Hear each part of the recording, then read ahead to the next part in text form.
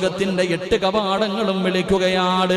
അല്ലാഹുവിന്റെ സ്വർഗത്തിന്റെ 8 കവാടവും വിളിക്കുകയാണ്. യാ അബ്ദല്ലാഹ്, അല്ലാഹുവിന്റെ അടിമേ, എന്നിലൂടെ കേറിപ്പോ, എന്നിലൂടെ കേറിപ്പോ. എല്ലാ കവാടവും ഒരുമിച്ച് വിളിക്കുകയാണ്.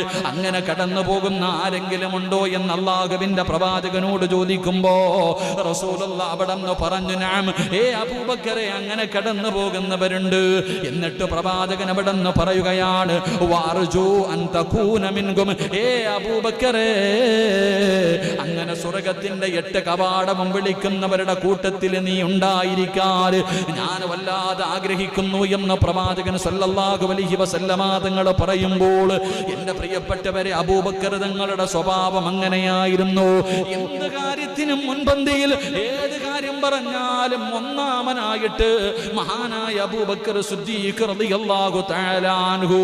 ഒരിക്കൽ അല്ലാഹുവിന്റെ പ്രവാചകൻ അവിടുന്ന് സുബഹി നമസ്കാരം കഴിഞ്ഞു. ഇശാ നമസ്കാരമല്ല, ളുഹർ